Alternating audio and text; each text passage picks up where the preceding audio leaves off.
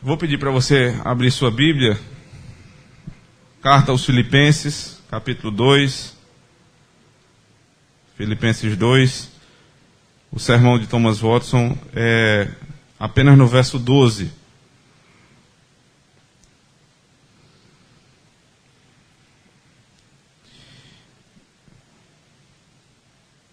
Deixa eu falar só um pouco sobre o contexto desse sermão.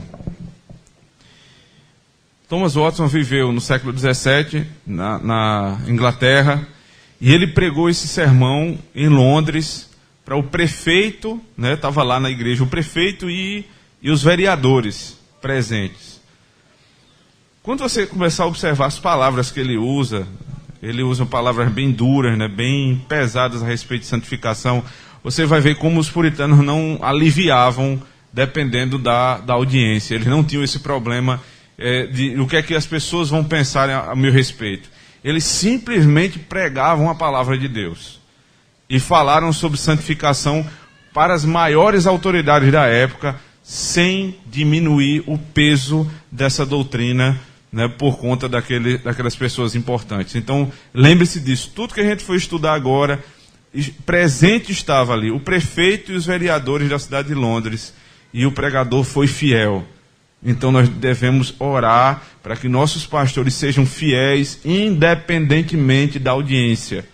Não importa se há oposição, não importa se existem pessoas poderosas, ricas, não importa. O pastor precisa ser fiel em toda e qualquer situação.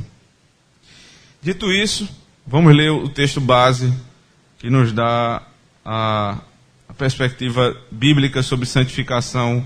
Nas palavras do apóstolo Paulo, verso 12, diz assim, Filipenses 2. Assim, pois, amados meus, como sempre obedecestes, não só na minha presença, porém muito mais agora na minha ausência, desenvolvei a vossa salvação com temor e tremor. Somente até aí. Vamos orar ao Senhor. Deus eterno, damos graças ao teu bondoso nome, agradecemos pelo dia de hoje, começamos na tua presença, podemos tratar um pouco hoje pela manhã sobre o nosso problema de murmuração, e chegamos ao final do dia agora pedindo, Senhor Deus, que possamos seguir no caminho da santidade, sem a qual ninguém verá a Deus. Ensina então aos jovens da tua igreja como viver de maneira santa e para a tua glória. Usa-me para o louvor do teu nome, no nome do teu Filho. Amém. Qual foi o grande problema do início da humanidade? Onde tudo começou, onde todo esse arcabouço de queda, todo esse contexto que vivemos no pecado, como tudo começou?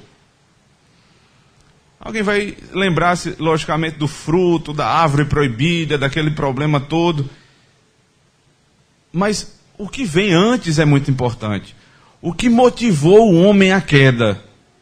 O que levou o homem a desobedecer a Deus?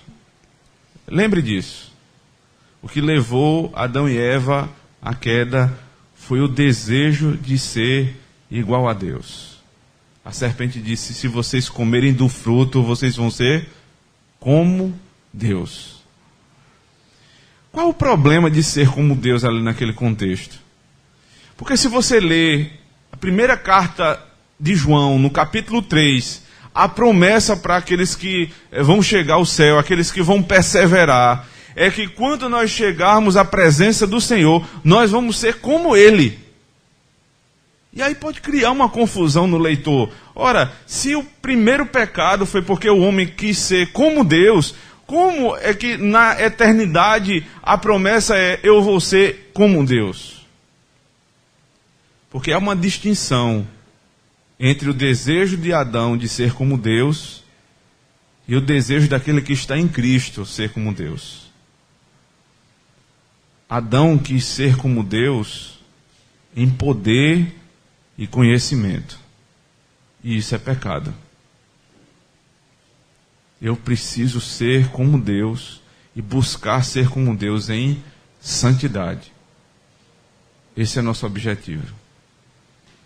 Eu não devo ser, nem querer ser como Deus, em poder, em conhecimento, mas eu preciso querer ser como Deus em santidade. É uma ordem que Ele nos dá. Sede santos, como vosso Pai é santo. Esse é o nosso objetivo.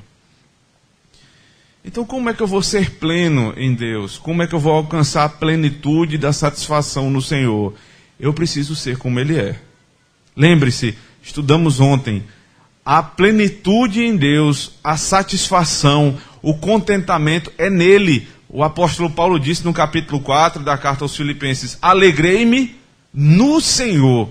Ou seja, a fonte do contentamento é Deus, porque Deus está plenamente satisfeito em si. Ele é a fonte onde eu encontro o contentamento. Então, se eu precisar ser contente, eu preciso ser nele. Qual é o caminho, então, para o contentamento? Não pode ser outro. É a santificação. Stephen Charnock, um homem também desse mesmo período, ele tem um livro, uma grande obra, para falar a verdade, só sobre as perfeições de Deus, os atributos e o ser de Deus, mais ou menos assim a tradução da obra dele. E ele fala sobre vários atributos de Deus. Especificamente, quando ele vai tratar a respeito da santidade, ele diz assim: veja, se a onipresença é como se fosse, né, o ser de Deus naquele lugar, é você sentir Deus. A onipotência é como se você pensasse no braço de Deus. A onisciência, você pensa na visão de Deus. Deus tudo vê. Mas e a santidade? Então ele diz assim: a santidade é a beleza de Deus. Como é que eu posso enxergar Deus? Eu enxergo na beleza da sua santidade. Como é que eu adoro Deus? Eu adoro o Senhor na beleza da sua santidade. Esse é o objetivo do cristão. Entender o ser de Deus, não simplesmente no seu poder, na sua glória, mas principalmente encontrar Deus naquilo que há de mais belo na sua santidade. E tentar ser como Ele. Buscar ser como Deus. Não tenha dúvidas que esse texto que nós acabamos de ler se trata de uma grande exortação do apóstolo Paulo. E essa exortação tem uma base, como sempre, em qualquer outra doutrina, no próprio Senhor Jesus Cristo. Olhe para a sua Bíblia, por favor. Capítulo 2, a partir do verso 5. Do verso 5 até o verso 11, você tem dois estados, né, da obra de Cristo. Primeiro, o estado de humilhação. Veja, tendo em vós o mesmo sentimento que houve também em Cristo Jesus, pois ele, subsistindo em forma de Deus, não julgou como usurpação o ser igual a Deus, antes a si mesmo se esvaziou. E aí você vai vendo o esvaziamento de glória que o Senhor... Veja, ele não se esvazia na sua divindade, ele se esvazia na sua glória. Então, sendo Deus, ele se esvaziou em glória. Da sua glória ele se encarnou no homem. Do homem ele sofreu. Do sofrimento ele foi parar na sepultura. Uma sequência de quedas, porque aqui você vê o estado de humilhação do Senhor Jesus Cristo. Vimos hoje de manhã que Cristo foi aperfeiçoado no sofrimento. Ele chegou até o último grau de sofrimento, a morte. Então há uma virada na história. Olhe para o versículo de número 9. Pelo que também Deus o exaltou sobremaneira e lhe deu o nome que está acima de todo nome, para que ao nome de Jesus todo joelho se dobre, nos céus e na terra e debaixo da terra, e toda língua confesse que Jesus Cristo é Senhor, para a glória de Deus Pai. Pela vida que ele levou em santidade, em retidão, e se entregando a uma morte injusta, ele alcançou a glória. Lembre-se disso. Antes da glória, você tem cruz. É o grande tema que nós vamos trabalhar amanhã pela manhã. Antes da glória, tem uma cruz. Antes de ser exaltado, Jesus foi humilhado. Mas quando ele é humilhado por ter vivido justamente, então o nome dele se torna o maior de todos os nomes. E aí um dia vai acontecer que todo joelho se dobrará diante do Senhor Jesus Cristo. Então, essa é a doutrina a partir de Cristo. Toda doutrina bíblica para a minha vida tem que ter uma base no próprio Deus. E aqui Paulo apresentou. Cristo é o modelo, agora sigam. O que é que vem em seguida? Verso número 12. Assim, pois, amados meus, como sempre obedeceste não só na minha presença, porém muito mais agora na minha ausência, desenvolvei a vossa salvação com temor e tremor. A santificação, que aqui é tratada por Paulo por desenvolvimento da salvação, em outras versões da Bíblia, desenvolvimento da vocação, né, a vocação eficaz. Então, isso é chamado a partir da obra de Cristo. Nós somos ordenados a viver como nosso Senhor. Essa é a exortação, é a ordem do apóstolo. Antes de tratarmos exatamente sobre santificação, eu queria que os irmãos tivessem o cuidado de olhar como o apóstolo Paulo, que ia exortar a igreja, como ele se referiu à igreja. Ele diz assim: assim, pois, amados meus. Isso faz o coração de qualquer pastor estremecer. Porque quando a igreja precisa de exortação, quando os irmãos estão andando num caminho que precisam ser trazidos de volta para o verdadeiro caminho, é obrigação do pastor exortar. E a palavra exortação, no sentido mais original, é chamar para andar de lado. Você convida o irmão está se debandando e você está chamando para andar de lado. Mas a maneira de fazer isso, irmãos, a maneira de fazer isso é difícil. Porque às vezes o pastor é mal compreendido. Ou às vezes nós, pastores, usamos palavras que não deveríamos. E aqui está uma grande lição do apóstolo Paulo para presbíteros e pastores da igreja. Quando for falar com os filhos de Deus, muito cuidado. O apóstolo Paulo diz assim: amados meus. Mas essa não é uma palavra só de alerta para os pastores, essa é uma palavra de alerta para os irmãos. Porque a Escritura Sagrada ensina: aconselhai-vos mutuamente. Ou seja, um irmão também pode exortar, em certo sentido, o outro irmão, e deve fazer isso. Mas não com o espírito de ira, não com raiva. Quando você viu o seu irmão pecando, saindo do caminho, lembre-se da maneira do apóstolo Paulo de tratar aqueles que precisavam de exortação. Amados meus, tenham cuidado com as palavras que vão usar com seu irmão. E depois, exorte. O apóstolo Paulo, quando ia tratar com os ímpios, passe um capítulo. Foi até alvo de uma das perguntas de ontem, da gincana. Capítulo 3, verso 2, ele diz: acautelai-vos dos cães, acautelai-vos dos maus obreiros, acautelai-vos da falsa circuncisão. Os judaizantes estavam tentando entrar com suas doutrinas perniciosas na igreja, e quando o apóstolo Paulo vai tratar dos ímpios tentando levar heresia para dentro da igreja, ele chama de cão. Esse é o bom pastor. Afugenta o lobo e trata a ovelha. O pastor, ele é aquele que tem o bordão e o cajado na mão, para afugentar o lobo e para levantar a ovelha. Esse é o grande ensino que a gente precisa partir dele. Cuidado na exortação, irmãos, uns com os outros. Tenham paciência com seus irmãos. Exorte-o com sabedoria. E então vem a doutrina.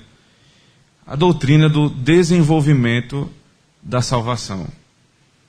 Essa é uma doutrina tão complexa, irmãos, e tão mal compreendida às vezes, que ela sempre, como qualquer doutrina mal compreendida, leva grupos extremistas, né? Ou para um lado ou para o outro. Existe um artigo do pastor americano John MacArthur Jr., está disponível aí para os irmãos lerem, sobre santificação. E ele, tratando lá exatamente do contexto americano, ele trata de dois extremos que, ainda que não se desenvolveram com esses nomes aqui no Brasil, mas eles são muito próximos de todos nós. O pastor MacArthur diz o seguinte: existe um grupo, né, lá nos Estados Unidos, que é um movimento até, que é chamado de vida profunda, né? E esse movimento de vida profunda é um movimento que descobriu que Cristo vive em mim. Já não sou eu que vivo, Cristo vive em mim. O que é que eles pregam? Então nós vamos viver profundamente essa verdade. Eu não preciso fazer nada para a minha santificação, Cristo vive em mim.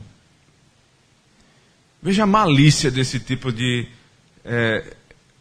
conceito, né? Você não precisa fazer nada, Cristo vive em você, então deixe Ele lhe carregar. O que você fizer é santificação. E você se torna uma pessoa passiva. Você não tem mais responsabilidade. Você agora se entregou aos braços de Cristo, supostamente, né, entre aspas, e vai viver a vida de qualquer forma.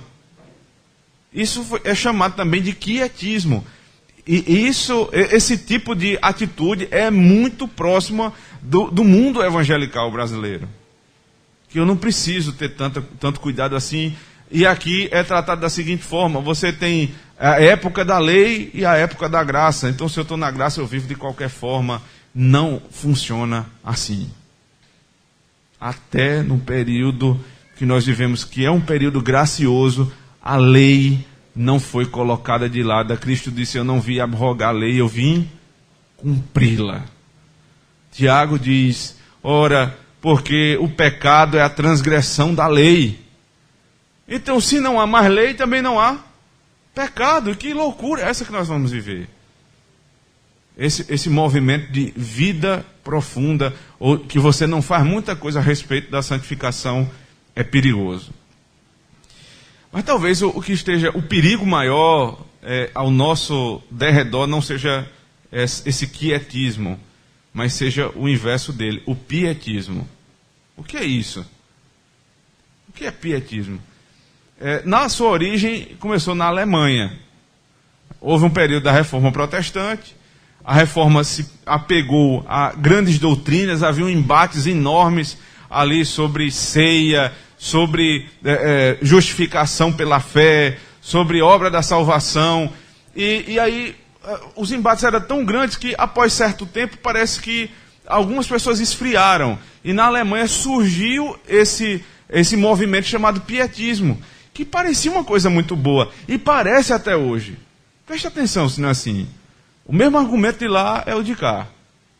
Nós precisamos lutar pela nossa santidade. Quem vai ser contra isso? Quem vai dizer que uma pessoa que está falando sobre luta de santificação está errada? Eu preciso me esforçar. Para ser mais direto com a argumentação, eu preciso pagar o preço. Pagar o preço. O que é pagar o preço nesse contexto pietista? Pagar o preço é você começar a criar uma série de leis e seguir regrinha por regrinha. O apóstolo Paulo já sabia muito bem dessa argumentação, e quando escreveu a carta aos Colossenses, abra comigo, Colossenses capítulo 2.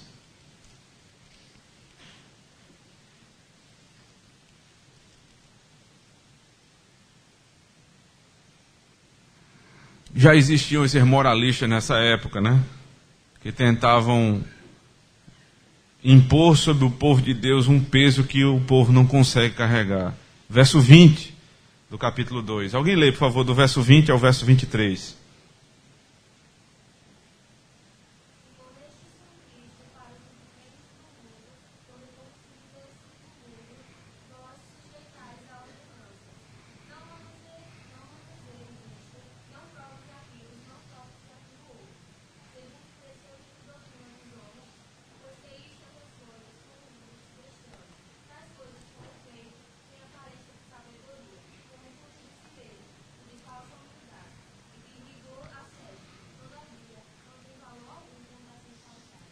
Essa conversinha não é nova, não, viu?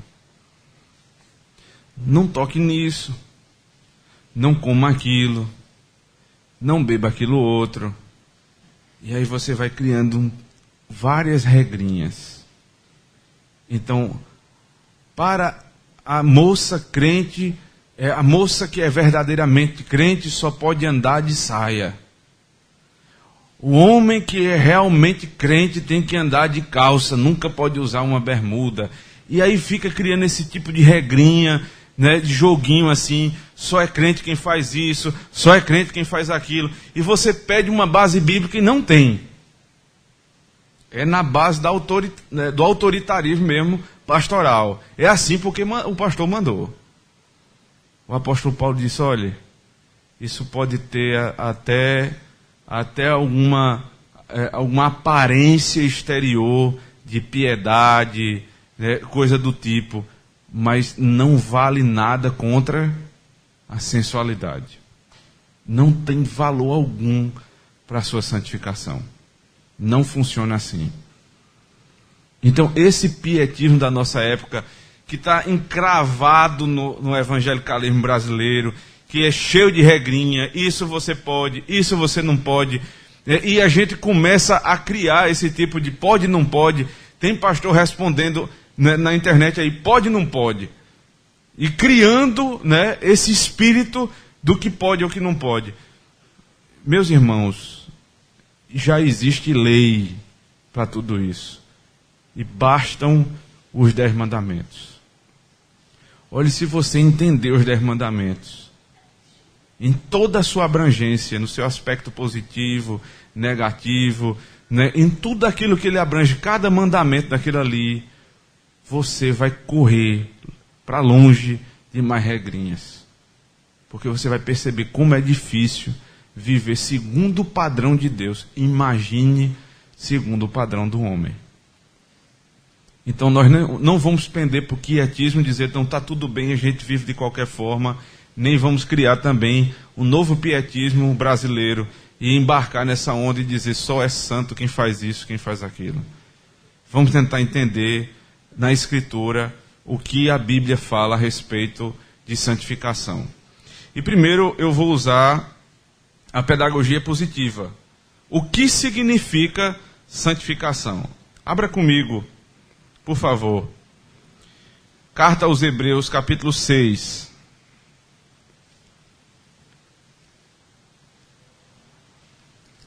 Hebreus 6, verso 11 e 12.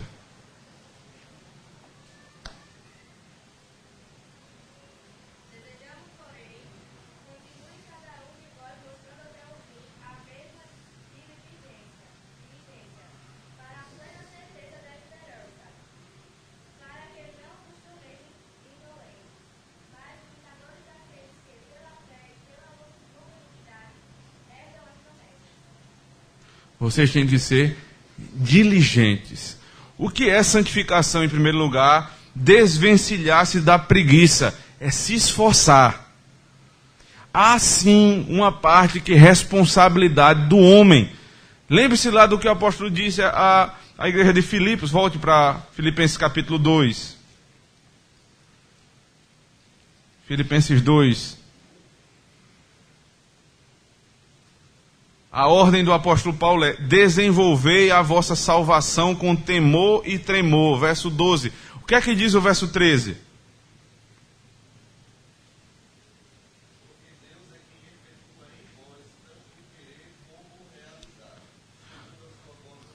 Verdade. Veja, há uma responsabilidade do homem, porque o apóstolo disse, você precisa desenvolver sua salvação. Mas depois ele diz, mas Deus efetua em vós tanto o querer quanto o realizar. Lembre-se daquilo que eu falei ontem. Você vai buscar desenvolver a salvação. Toda vez que você acertar, a glória é de quem? De Deus. Toda vez que você errar, a culpa é de quem? É sua. Quando você acerta, a glória é de Deus. Quando você erra, o problema é comigo. Porque Deus é quem opera em mim o querer e o realizar. Eu tenho que desenvolver a minha salvação. E isso quer dizer, eu tenho que me desvencilhar da preguiça, eu tenho que me esforçar. Isso me leva a um outro conceito, está lá em Mateus capítulo 6. Volte comigo, por favor. Mateus 6.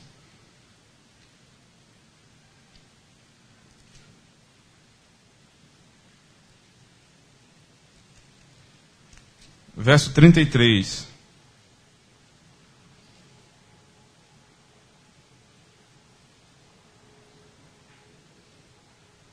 Alguém lê?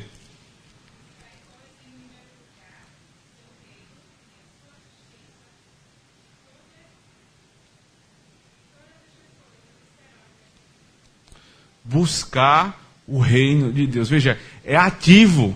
Você precisa buscar, você não pode ficar parado. Então, aqui já vai embora aquela história de quietismo. Ficar parado não funciona na santificação. Eu tenho uma obra ativa para ser feita. Eu preciso buscar, eu preciso deixar a preguiça de lado. Santificação não combina com preguiça espiritual. Eu tenho que buscar. E essa busca é comparada a uma corrida. Vamos lá para a primeira carta aos Coríntios, capítulo 9, verso 24.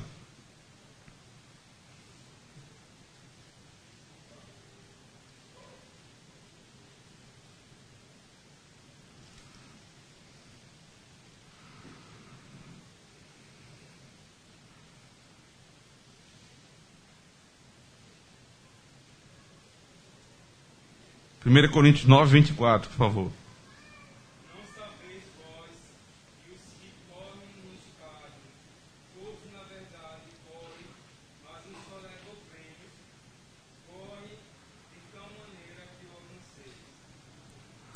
Você tem que correr de tal maneira que alcance essa vitória. Muito provavelmente o apóstolo Paulo estava se referindo aqui até mesmo àquelas corridas que existiam nos primeiros Jogos Olímpicos, que não eram de 4 em 4 anos, mas de 5 em 5 anos.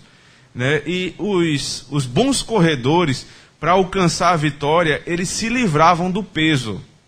Né?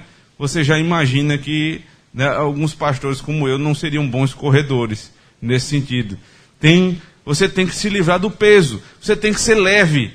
Né? Você vê que os corredores são altos, esguios, né? Muito leves, porque quanto mais peso, menos você consegue correr. Qual é o tipo de peso que o apóstolo Paulo está se referindo aqui? O que é que pesa para o homem na corrida da fé, na corrida para a santificação? Não é o peso medido em quilo, é o peso do pecado. O que é que me ajuda na corrida da fé? Eu tenho que me livrar dia após dia do peso do pecado. Quanto mais pecado, menos eu corro na fé, mais eu sou lento. Eu sou espiritualmente mórbido, pesado. Quanto mais você vai matando o pecado na sua vida, mais você corre tranquilo na corrida da fé. Thomas Watson, ele traz uma imagem a seguir que é bem interessante. Ele diz assim: você tem que agir com violência. Eu não sei se foi um problema aqui de tradução, mas até entendi o contexto. A violência aqui não é que você, para se santificar, você vai sair batendo em todo mundo. A ideia não é essa. A violência é você tem que fazer tudo com fervor. Então imagine isso. Não é simplesmente quando alguém está perguntando assim: você tem buscado santificação? Aí você pensa na sua cabeça: eu oro todo dia, eu leio a Bíblia todo dia, eu vou para a igreja na reunião de oração e no domingo. Então, eu estou buscando santificação. Ele diz, não é só orar. É orar com violência, é orar com fervor, é orar com intrepidez, com temor e tremor. Não é ir para a igreja só, é ir para a igreja com toda a sua vontade. É você ir e levar todo o seu ser para a igreja. Não é estar lá no culto pensando nos problemas do outro dia. Você assim não está buscando santificação. Você todo dia, em cada exercício espiritual, seja de oração, leitura da palavra, ouvir o sermão, em tudo isso você precisa lutar contra a sua carne. E lutar com violência contra a sua carne. Buscar, deixar de lado a preguiça, né, espiritual. Lembrar que há uma corrida, então deixar o peso de lado. E por fim, fazer tudo isso com fervor. Isso é buscar santificação. Agora, quais são os equívocos a respeito da santificação? Muita gente acaba confundindo, né, o evangelho com os benefícios do evangelho. E santificação com justificação. E aí cai num grande problema, que é você misturar, por exemplo, você está se santificando, e aí quando alguém pergunta a você, por que você vai para o céu? Aí você diz, porque eu oro todo dia, eu vou para a igreja todo domingo. E aí você confundiu tudo. Isso não é santificação. O catecismo da nossa igreja, o catecismo maior, na pergunta 77, vai explicar qual é a diferença entre justificação e santificação. Preste atenção, por favor. Ainda que a santificação seja inseparavelmente unida com a justificação, ou seja, elas não têm como andar livres uma da outra. Você, para pensar numa, você pensa na outra. Contudo, elas diferem nisto. Na justificação, Deus imputa a justiça de Cristo. E na santificação, o seu Espírito infunde a graça e dá forças para exercer. Preste atenção agora na explicação, qual é a diferença. Na justificação, você que era injusto, ímpio, recebeu sobre si, foi imputada a justiça de Cristo.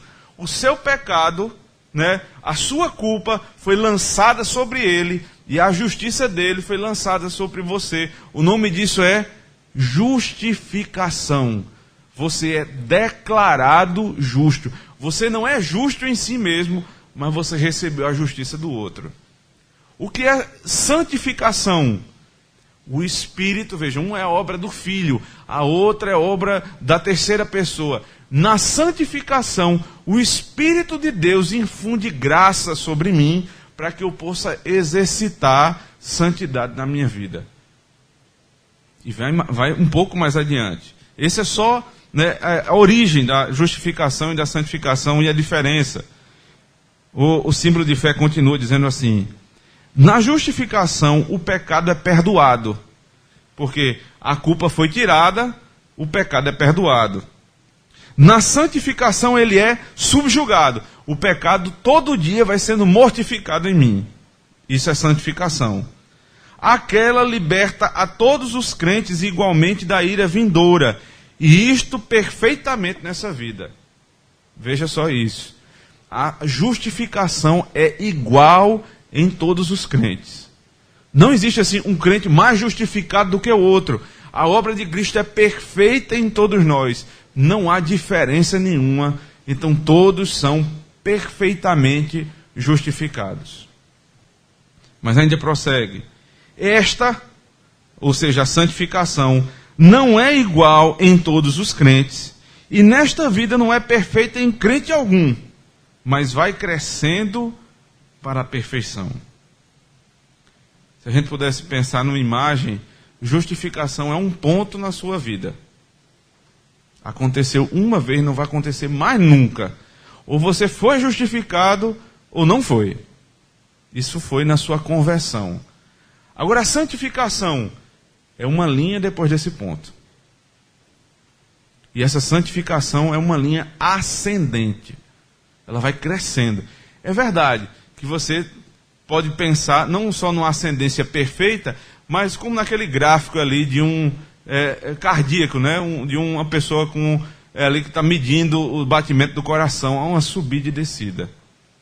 Pense nisso. Isso é santificação. E vai até onde? Até a morte. Há diferença de um crente para outro. Há diferença, então aprenda isso, meu irmão. Nem todos estão no mesmo estado de santificação. Por isso, tenha misericórdia e paciência com seu irmão. Agora, não confunda. Quando lhe perguntarem se você é salvo, não venha com essa história, é porque eu não faço isso, é porque eu não faço aquilo. Isso parece mais coisa de católico romano ou de arminiano. Nós não somos salvos por essas coisas. Nós somos salvos pela justiça de Cristo. Agora nós desenvolvemos a nossa salvação por meio do processo de santificação. Ok? Então, santificação não é justificação, que fique claro.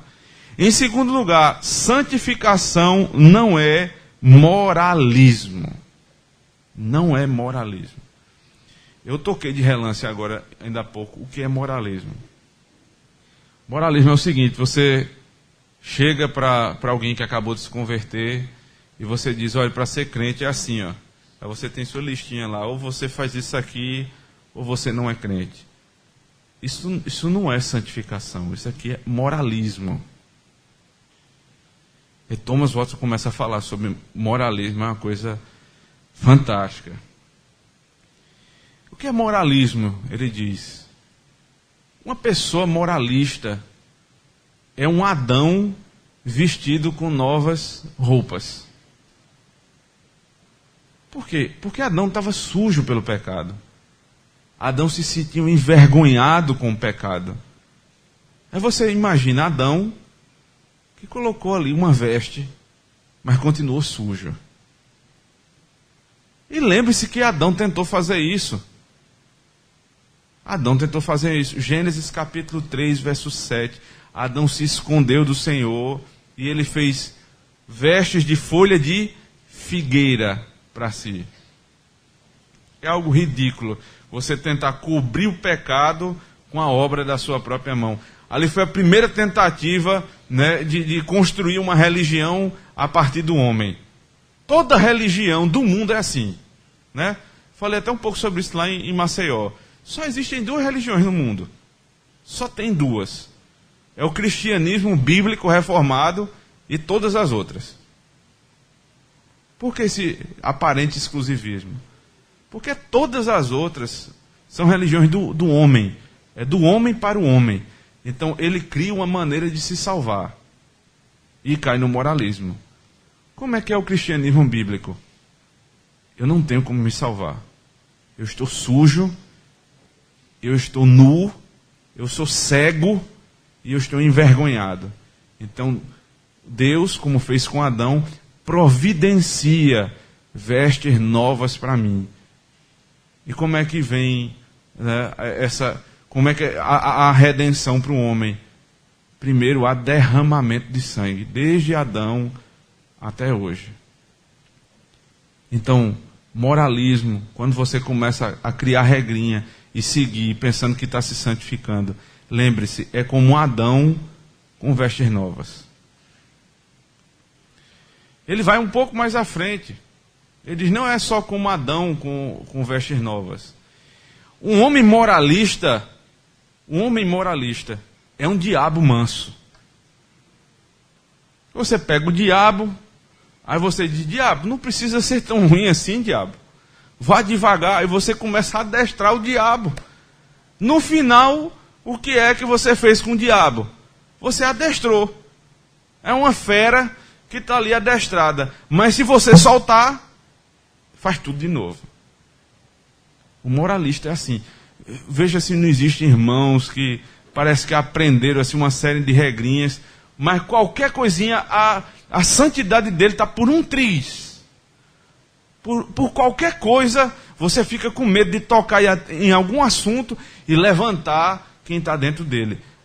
Parece que não houve mudança por dentro. É um diabo manso. Então, santificação não é moralismo. Santificação também não é falsidade. Lembre-se daquele falso arrependimento, né? Que você tem só medo da punição. Abra comigo em Êxodo, capítulo 20.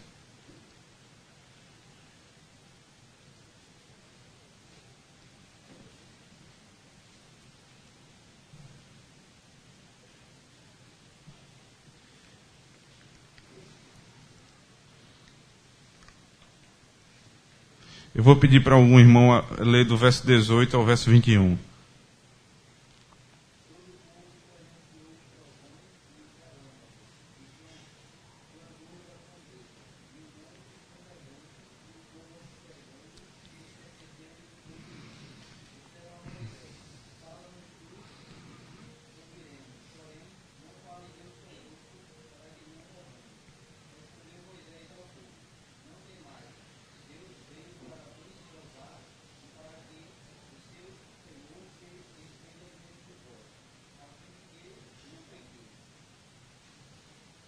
Verso 21.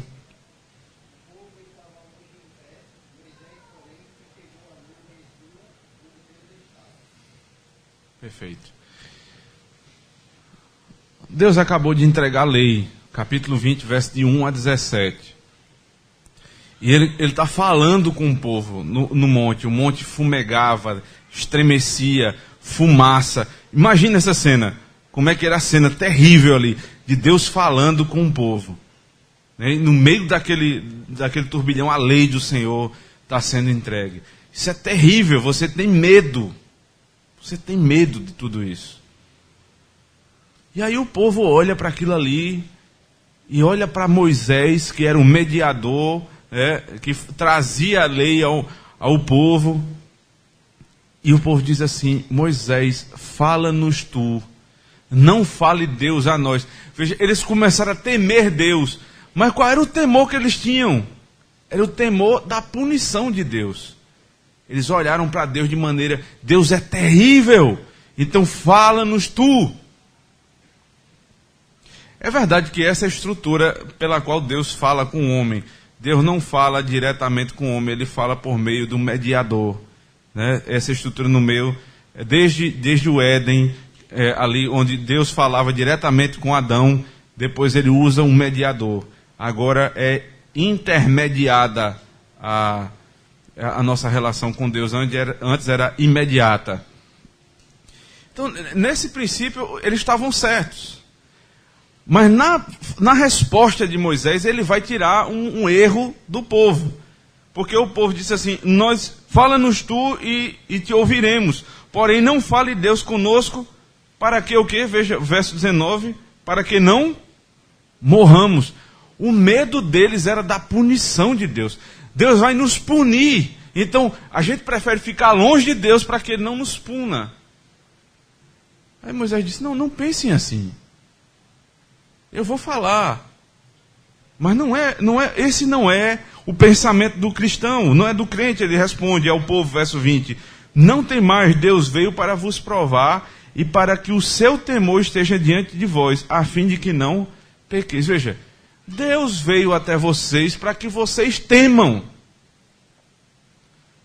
Mas esse temor não é para afastar vocês de Deus. É para que vocês não pequem. Qual é a diferença? O temor nosso, o temor do pecador, é o temor de quem vai ser punido. Esse não é um bom temor.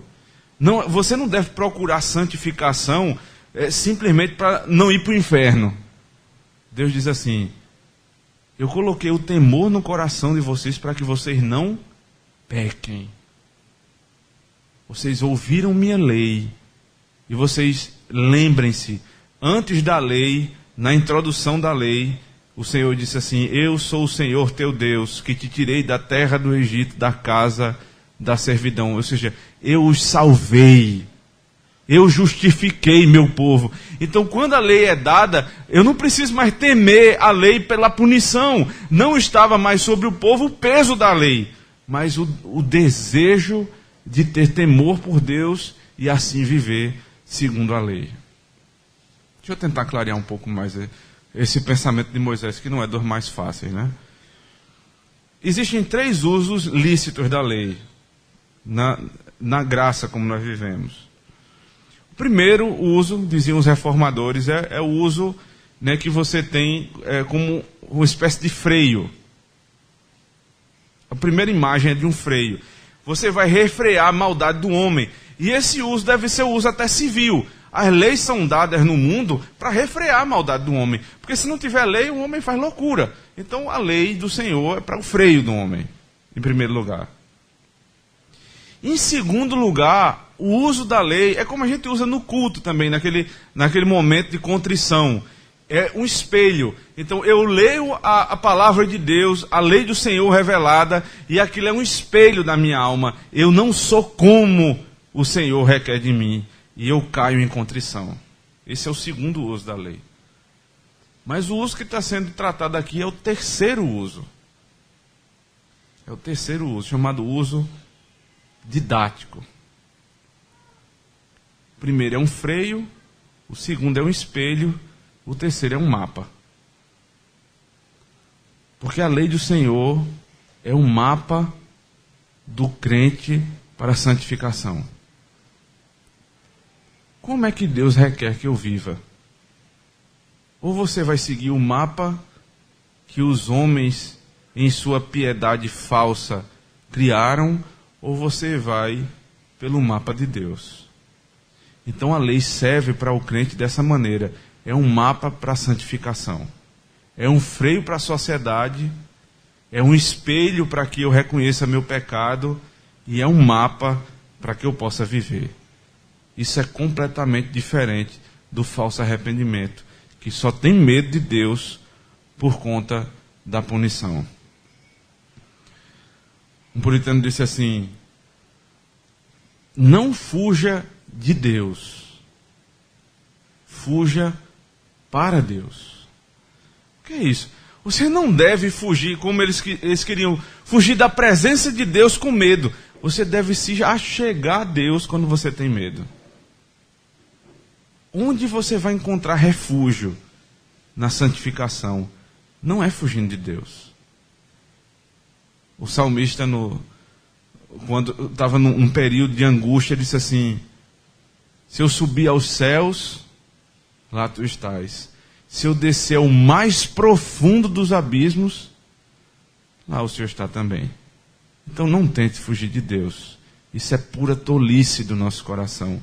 Fuja para Ele. Se esconda nele. Essa é a verdadeira santificação. Um quinto ponto a respeito do que não é santificação não é falsa submissão. Você começa a fazer retalho da Bíblia e dizer: isso aqui eu creio, isso aqui eu acho que isso aqui é radicalismo. Existe muito isso. Talvez vocês não tenham não tenham tido contato com isso, eu espero que não. Mas existe muito isso ainda hoje. Algumas pessoas que começam a escolher: essa parte da Bíblia eu sigo, essa eu não sigo, esse mandamento eu quero, esse eu não quero. A Bíblia precisa ser seguida exatamente como ela é. A lei do Senhor, ela não tem 9 mandamentos, nem 11. Ela tem exatamente os 10. E eu não posso escolher um que eu vou seguir, o outro que eu vou deixar de lado. Alguns querem Cristo como Salvador, mas não querem como Senhor. A verdadeira santificação é quando você professa Cristo como seu Senhor e Salvador. Esse é o crente genuíno. Nos encaminhando para o fim, a gente começa a fazer algumas perguntas a respeito da santificação. Se é uma obra tão difícil assim, né? Então, Thomas Watson, ele diz, pensando na sua audiência, o que é que eles podiam estar se perguntando? Por que Deus fez um caminho tão difícil? Por que tanto trabalho? Ora, geralmente a gente só dá valor ao que dá trabalho.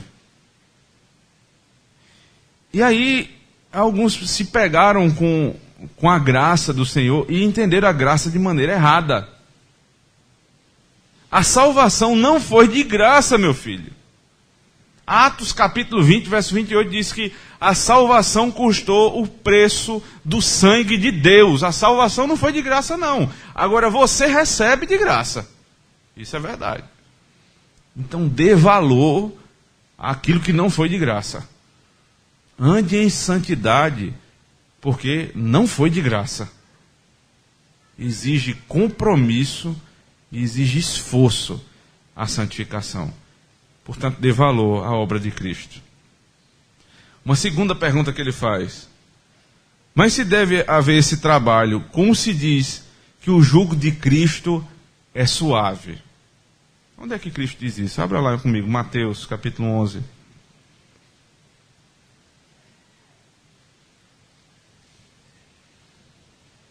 Mateus 11, verso 28 a 30.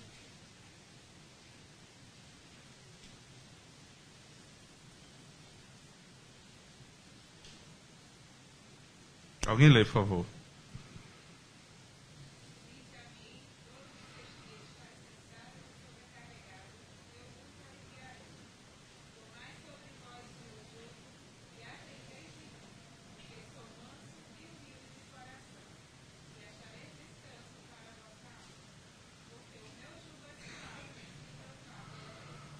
São palavras de Cristo.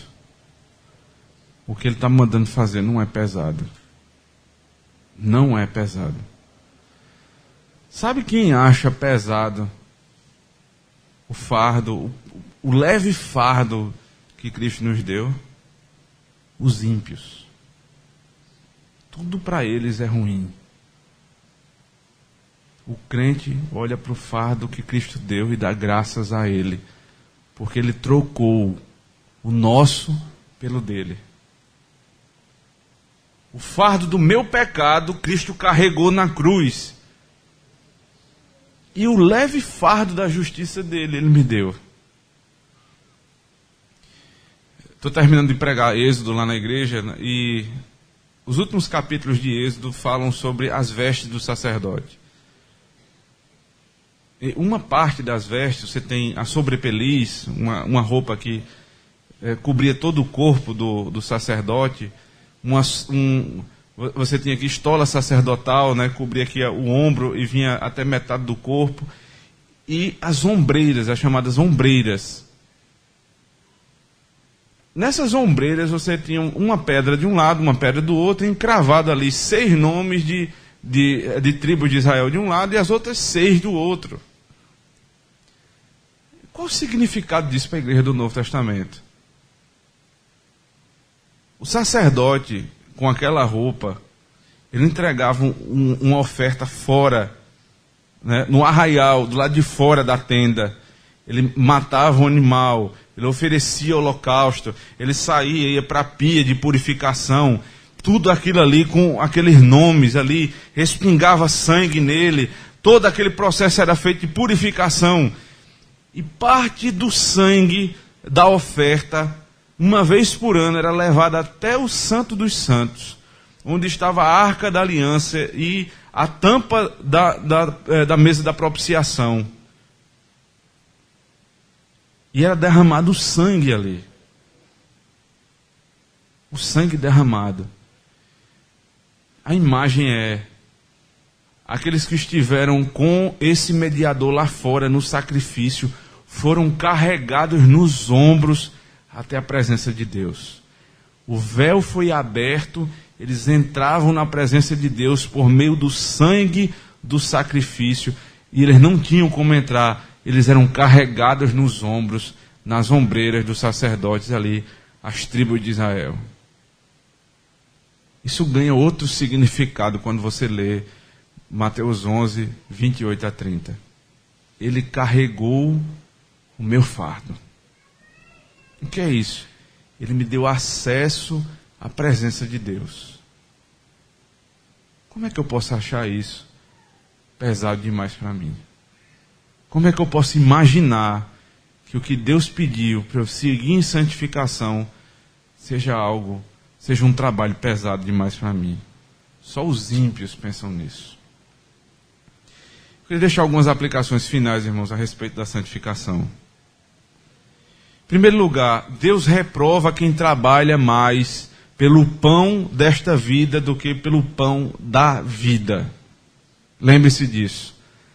Se é um esforço, se é uma busca, se é um trabalho, você tem que escolher, porque você tem que ter tempo para o trabalho do mundo e tempo para o trabalho de Deus. Mas se você só prioriza o trabalho do mundo, é porque você na balança já colocou que o trabalho desse mundo pesa mais do que o da eternidade. Lembre-se, a santificação é um trabalho importante. Não pode ter um dia na sua vida que não haja tempo para a santificação. Você tem 8 horas para trabalhar, geralmente. Ou você tem aquelas horas para estudar, que é o trabalho de quem está ainda como estudante. Não seja negligente, faça essas coisas. Mas não esqueça primeiro do reino de Deus. Não troque a ordem. Buscai primeiro o reino de Deus e a sua justiça, e as demais coisas vos serão acrescentadas. Ele diz ainda, Deus reprova os preguiçosos. Preguiçoso não tem vez no reino de Deus. Não é só o preguiçoso que não estuda, não é só o preguiçoso que não trabalha. Deus também fala disso, irmãos. Lembre-se, quando o quarto mandamento é dado para o descanso, é porque você trabalhou 6 dias. Então não tem vez no reino de Deus para aquele que é ocioso. Se você acabe com isso. Isso é um ponto da santificação. Trabalhe, estude. Isso é coisa de crente. Ociosidade é coisa de ímpio. Estão tentando aproveitar o céu da terra que eles têm, porque depois não vão ter mais. Nós estamos trabalhando pela santificação. Então não seja preguiçoso. Trabalhe naquilo que Deus lhe deu para essa vida, mas trabalhe também na igreja. Trabalhe para o reino de Deus. Seja um homem diligente, uma moça que não perde tempo com as coisas desse mundo. Ele reprova também aqueles que levam as coisas do mundo, as coisas de Deus, como brincadeira. Os puritanos não tinham muito papa na língua, né? Ele diz assim, nem seja arminiano, que pensa que tudo que precisa ser feito para alcançar a salvação é por obra de suas mãos. Não seja assim. Nem seja antinomiano, aquele que rejeita a lei, que pensa que não há lei alguma a seguir, nem uma coisa nem outra. Seja responsável. Seja responsável. Não brinque com sua religião. Sua religião é séria. O que o seu pastor prega no domingo é sério. O que seus pais lhe ensinam é sério. Não leve a religião na brincadeira. E cuidado com as muitas tentações desse mundo. Deus nos dá a liberdade, mas cuidado para não dar ocasião à libertinagem. Porque Ele diz que vai julgar os bêbados, os prostitutos, os blasfemos, os preguiçosos, os tímidos. Cuidado para não usar da liberdade que Deus lhe deu para dar ocasião à libertinagem. E por fim, mas não menos importante, não adie a sua santificação. Eu sou muito novo, eu preciso aproveitar muito a vida, tem tanta coisa para fazer, e vai deixando para amanhã. Pessoas mais novas do que você já morreram. Umas com Cristo e outras sem Cristo. Não brinque, não adie a sua santificação. Sede santos como vosso Pai é santo. É a ordem do dia. Você quer ser pleno de insatisfação em Deus? Busque a santidade hoje. Que o Senhor nos ajude nisso. Amém.